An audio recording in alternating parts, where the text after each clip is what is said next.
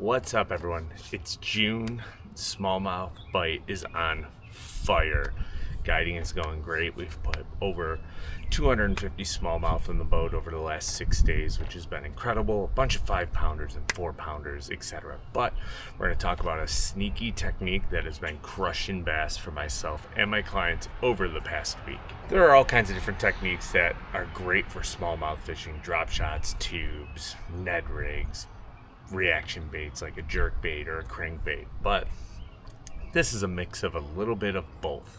As always, thanks for tuning into the channel. Hit that subscribe button. I'm Andrew Full, Captain, Full Fishing Guide Service, also the host of the Lure Lab podcast and Serious Angler Network. So we greatly appreciate it if you hit that subscribe button. Leave a comment down below of your favorite finesse technique, or if you know about this technique we're about to talk about.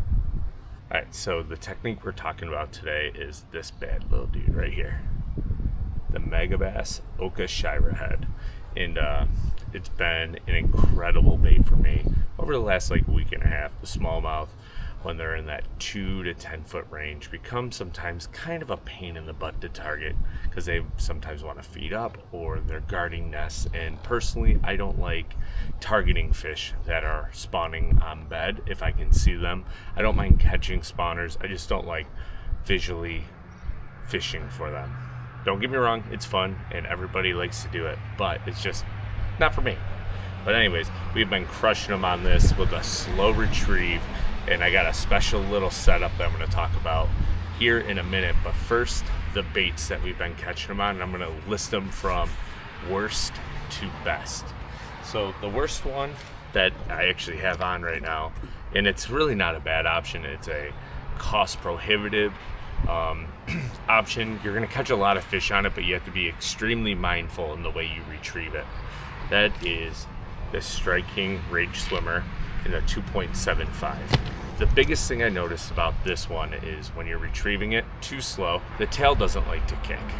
If you retrieve it too fast, the body will rotate and spin, and the tail kick causes this bait not to do what it needs to do. So you have to find that perfect retrieve with this, but you're going to catch probably 5 to 8 times more fish on this swim bait on the back of it if you find that perfect presentation over the next two.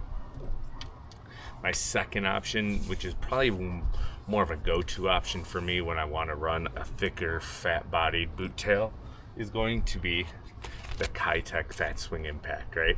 Ghost Rainbow, Electric Shad, all great colors. Now, the only downside to the Kitech is you're going to go through a crap ton of baits really fast, so about a bait per fish. You can retrieve this one slower and keep it lower in the water, and it's not going to cause that Oka Shira to roll over itself and blow out, or you can retrieve it a little bit quicker. Now, where it gets tricky is if you retrieve it too fast, it will start to roll and you're not going to catch too many fish with it. But at a medium speed or a slow speed, this guy does better because that tail will kick, as to where with the Rage Swimmer it will not nearly as much. The third option, and the best option, it's going to be no surprise, your Megabass Spark Shad. The Spark Shad is perfect for slow speeds, medium speeds, and burning it in super shallow water, almost bringing it subsurface. The way they design the Spark Shad, it has 2 fins on the side, so it continues to list properly, but it won't blow out and cause that Oka Shira head to roll over as you're retrieving it. So Spark Shad, if you want the perfect balance, Megabass designed this head to go with like the Hasdong or the Spark Shad. If you want perfect balance and good for every single retrieve, Megabass Spark Shad is the way to go.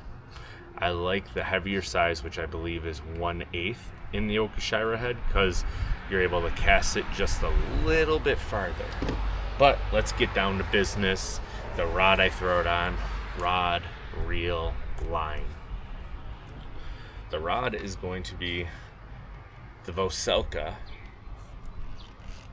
hair jig rod, which is an 8-foot medium light rod with a fast tip. And this rod is sweet because it's basically proprietary probably to Voselka, the way they designed it. The guide train is a little bit different. It's got almost like a fly style guide near the tip, good, I think these are Fuji's or some type of aluminum,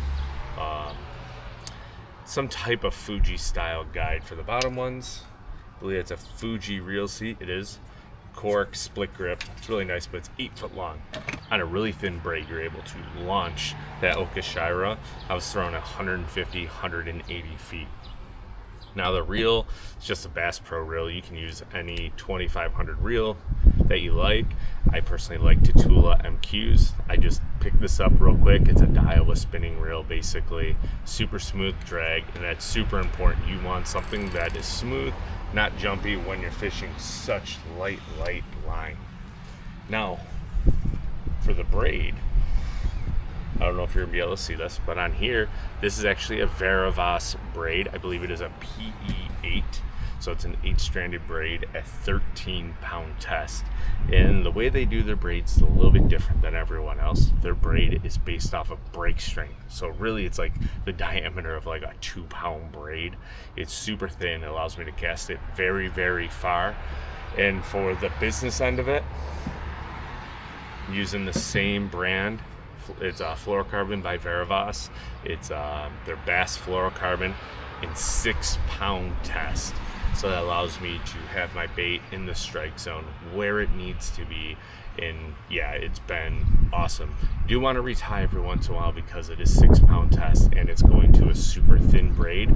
So the braid's gonna wear out, your knot's gonna wear out, and you're just gonna have breakdowns at your knots. So always retie your knots to optimize your setup every 15-20 fish. Always checking it every single fish, but every 15 to 20 fish I like to snip off my leader, retie the knot, check the braid, make sure it's not breaking down. But for castability, no wind knots, this is the setup I found to be perfect for throwing that Okashira head. So make sure you check them all out. I'll list some of the links down below for you to anything that is on Omnia.